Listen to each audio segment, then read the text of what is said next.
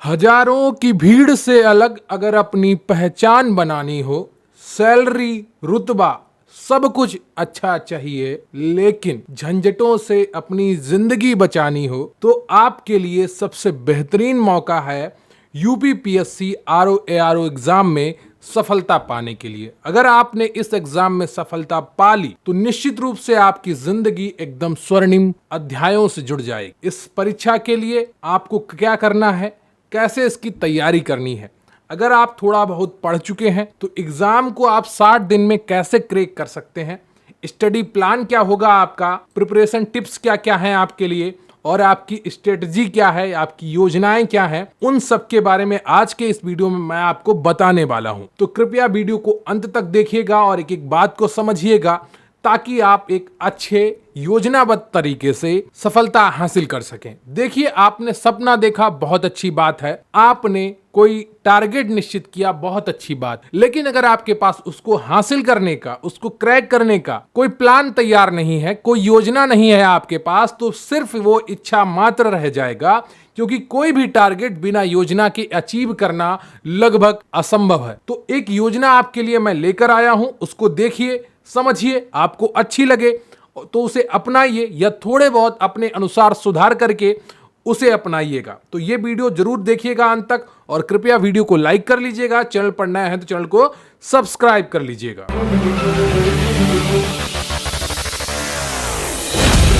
तो इस वीडियो में मैं आपके लिए स्टडी प्लान बताऊंगा, यूपीपीएससी आरओ एआरओ कैसे 60 दिन में क्रैक करें, प्रिपरेशन टिप्स क्या होंगी और स्ट्रेटजीज क्या हो सकती हैं आपके लिए, उन सारी तथ्यों को आज मैं आपके सामने रखने वाला हूं। तो यूपीपीएससी आरओ एआरओ जो उत्तर प्रदेश लोक सेवा आयोग द्वारा भर्ती परीक्षा आयोजित करवाई जाती है कि परीक्षा एक अत्यधिक प्रतिस्पर्धी परीक्षा है, यानी कि कंपटीशन यहां पर आपको तगड़ा देखने को मिलेगा। यहां पर आईएएस पीसीएस में सिलेक्शन ना पाने वाले या यूपीपीसीएस में सिलेक्शन ना पाने वाले भी अभ्यर्थी यहां पर बैठे होते हैं, तो उनका कंपटीशन आपके साथ होना होता है। लेकिन अगर जो मेहनत करेगा उसको ही सफलता मिलेगी, चाहे आपका टारगेट कुछ भी रहा हो, जिसके लिए प्रभावी योजना और समर्पित तैयारी की आवश्यकता होती है। तो आपके पास एक प्लानिंग होनी चाहिए और एक बिल्कुल समर्पित तैयारी होनी चाहिए, बिल्कुल आपका समर्पण दिखना चाहिए with the right study plan. अगर आपके पास बिल्कुल सही स्टडी प्लान है, स्ट्रेटजी है और आपके पास एफर्ट करने की क्षमता है जो लगातार करना होगा, आप 60 दिन में इस परीक्षा की तैयारी बहुत ही आसानी से कर पाएंगे। तो आपके लिए अध्ययन के लिए समय सारणी क्या है, आपका स्टडी प्लान क्या है, उसके बारे में मैं आपको बताने वाला हूं कि 60 दिनों को आपको कैसे पढ़ना है। तो 60 दिनों में हम पहले 10 दिनों को कैसे पढ़ेंगे उसके बारे में आप समझिए। सबसे पहले हम परीक्षा के पैटर्न को समझेंगे। यूपीपीएससी आरओ एआरओ का एग्जाम पैटर्न क्या है उसके बारे में आपको जानना होगा और इसके सिलेबस को समझना होगा कि क्या क्या पढ़ना है, क्या क्या नहीं पढ़ना है। अगर आपको यह पता चल गया ना, तकरीबन 30 से 40% तैयारी आपकी हो जाती है अगर आपने परीक्षा पैटर्न और सिलेबस को सही तरीके से समझ लिया। महत्वपूर्ण टॉपिक्स और विषयों की एक सूची बनाएं। अब आप विषयों की सूची आपको बनानी होगी और महत्वपूर्ण टॉपिक्स ये कैसे पता चलेगा, ये आपको ऐसे पता चलेगा कि पुराने प्रीवियस ईयर के जब आप पेपर देखेंगे ना, तो आपको पता चलेगा कौन कौन से टॉपिक्स से ज्यादा प्रश्न पूछे जाते हैं, तो वो चीजें आपको यहां से पता चलेंगी। प्रत्येक विषय के लिए पर्याप्त समय आवंटित करें और एक अध्ययन का कार्यक्रम बनाएं, यानी कि अपने अनुसार। अब आपको हो सकता है भूगोल सरल लगती हो या इतिहास सरल लगता हो या कोई और सब्जेक्ट सरल लगता हो, कोई सब्जेक्ट कठिन लगता हो। तो जो कठिन लगता है उसके लिए आपको ज्यादा समय देना होगा, जो सरल लगता है उसके लिए थोड़ा कम समय आप देकर भी अपना काम चला सकते हैं। जिस विषय को आप सबसे चुनौतीपूर्ण पाते हैं उसी से शुरुआत करें और उसकी तैयारी के लिए पर्याप्त समय दें। प्रत्येक विषय की मूल बातों को कवर करें और एक मजबूत नींव बनाने पर ध्यान केंद्रित करें। तो जितने भी सब्जेक्ट हैं उनकी मूल बातें क्या हैं, उनका मूल सार क्या है, उस पर आपको ध्यान केंद्रित करना है और एक एक चीज को अपना कंप्लीट करना है पहले 10 दिनों में। अब अगले 11 से 20 दिनों में आपको क्या करना है, तो जो आपका हर सब्जेक्ट है, जितने भी सब्जेक्ट आपके सिलेबस में हैं, उनके जो आपके प्रिंसिपल हैं, जो उनके मूल सिद्धांत हैं, मूल अवधारणाएं हैं, उनको आपको अच्छी तरह से समझना है और उस पर फोकस बनाए रखना है। जैसे आपका आधुनिक भारत का इतिहास है, उसमें आपको क्या क्या पढ़ना होता है, उसका मूल सिद्धांत है आपका स्वतंत्रता संग्राम, कि भारत ने आजादी की लड़ाई कैसे लड़ी, इसमें जो आजादी के नेता थे, जो लीडर्स थे, उनका योगदान था। कांग्रेस का क्या योगदान था। इन सारी चीजों को आपको ध्यान में रखना होगा और आपका आधुनिक भारत का इतिहास पूरी तरीके से तैयार हो जाएगा। यूपीपीएससी आरओ परीक्षा के लिए विशिष्ट अनुशंसित पुस्तकें और अध्ययन सामग्री पढ़ें। अब आपको यह भी पता करना होगा कि कौन कौन सी किताबें आपके लिए अच्छी होंगी। देखिए, आपको एक बार सिलेबस तो पूरा कहीं ना कहीं पढ़ना ही होगा। किसी भी परीक्षा की तैयारी के लिए एक बार आपको सिलेबस अपना कंप्लीट करना होगा, उसके बाद आप टारगेटेड ओरिएंटेड एग्जाम की तैयारी कर सकते हैं। अब इसमें अगर आप अच्छे से पढ़ चुके हैं एक बार सिलेबस, फिर आप एक लूसेंट उठा लीजिए, बस उसको जितनी बार ज्यादा हो सके उतना रिवीजन कर लीजिए। घटना चक्र की किताबें उठा लीजिए, पूरा रिवाइज करिए जितना ज्यादा हो सके। एक ही किताब को बार बार पढ़ना है, हजारों किताबें आपको नहीं पढ़नी है, एक ही किताब को बार बार पढ़ना है। वो कहते हैं ना, एक साधे सब सधे, तो सबको साधने के चक्कर में सब कुछ मत खो देना, एक को साधिए सब कुछ मिल जाएगा। परीक्षा प्रारूप से परिचित होने और महत्वपूर्ण विषयों की पहचान करने के लिए पिछले वर्षों के प्रश्न पत्रों को हल करें। तो पहले 10 दिनों में सिर्फ प्रश्न पत्र देखने हैं, अगले 10 दिनों में उनको हल करना आपको प्रारंभ कर देना है। अपने ज्ञान का आकलन करने और उन क्षेत्रों की पहचान करने के लिए ऑनलाइन मॉक टेस्ट लें जिनमें सुधार की आवश्यकता है। तो जो सब्जेक्ट आपके कमजोर है, अब ये कैसे पता चलेगा कि ये टॉपिक मेरा कमजोर है, उसके लिए आप subject wise online mock test दे सकते हैं। इसके कई ऑनलाइन प्लेटफॉर्म मौजूद हैं, उन पर जाकर आप अपने टेस्ट दे सकते हैं। पहले 10 दिनों के दौरान कवर किए गए विषयों का दोबारा दोहरा। तो जो टॉपिक्स आपने पहले 10 दिन अच्छे से पढ़े हैं, उनका एक बार रिवीजन इन 11 से 20 दिनों में भी आपको करना है। अब अगले 21 से 30-40 दिनों में क्या करना है? अगले 20 दिनों में तो कमजोर क्षेत्रों को मजबूत करें। जो आपके कमजोर क्षेत्र हैं उनको अच्छे से मजबूत करें, उन्हें स्ट्रांग बनाएं, शंकाओं को दूर करें। यानी कि जो आपके डाउट हैं, जो आपके मन में तरह तरह के प्रश्न उठ रहे हैं, उन्हें जरूर दूर करें।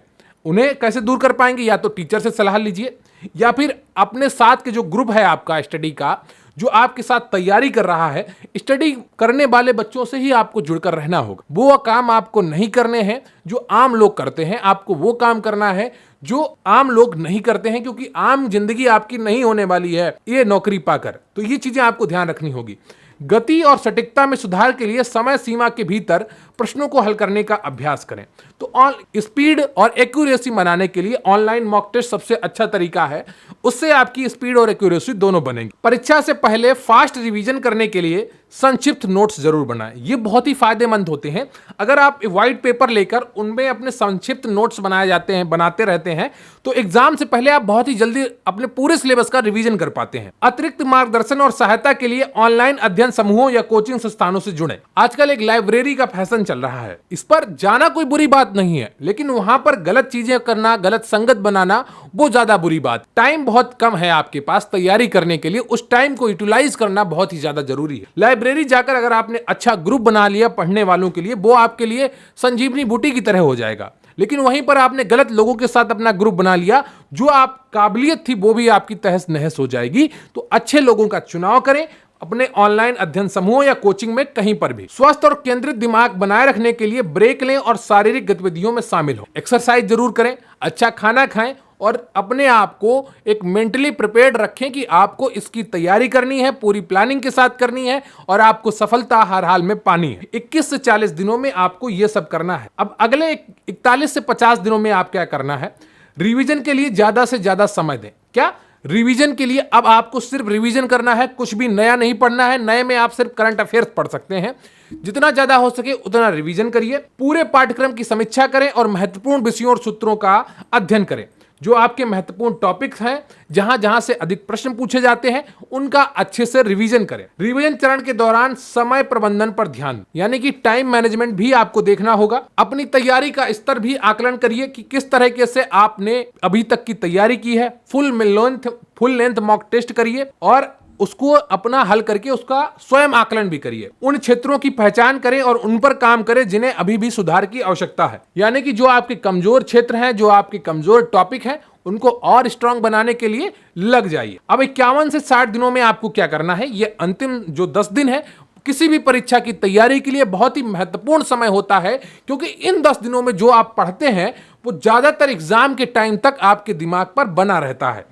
तो अतिरिक्त अभ्यास प्रश्नों को हल करके अपनी तैयारी को बेहतर बनाएं। कमजोर बिंदुओं को संबोधित करते हुए अपने मजबूत क्षेत्रों को मजबूत करने पर ध्यान दें। प्रत्येक विषय के लिए महत्वपूर्ण बिंदुओं, सूत्रों और रणनीतियों को संशोधित करें। लेखन कौशल में सुधार करने के लिए निबंध प्रकार के प्रश्नों के उत्तर लिखने का अभ्यास करें। आश्वस्त रहें और सकारात्मक मानसिकता बनाए रखें, यानी कि आपको पॉजिटिव एटीट्यूड अपना बनाए रखना है और वही करना है जो आपने अभी तक 50 दिनों में किया है। रिवीजन, एक अच्छी प्लानिंग और पूरे पॉजिटिव एटीट्यूड के साथ पूरी तैयारी को अंजाम देना है ताकि आपका सिलेक्शन पक्का हो सके। अब बात करते हैं प्रिपरेशन टिप्स की, जो आपकी तैयारी में कौन कौन सी युक्तियां हैं जो एक अहम रोल अदा कर सकती हैं। सबसे पहले जो आपका प्रिपरेशन टिप्स है कि परीक्षा पैटर्न और पाठ्यक्रम को समझें। Understand the exam pattern and syllabus, ये मैं अभी आपको बता चुका हूं कि इसको समझना बहुत ही ज्यादा जरूरी है। अगला है कि create a realistic study plan. एक ये नहीं कि मैं आज 12 घंटे पढ़ूंगा, तैयारी कर दी और बन ही नहीं पाया। आपकी जो कैपेसिटी है, आपके पास जो चीजें उपलब्ध हैं, उनके अनुसार एक यथार्थवादी प्लान बनाइए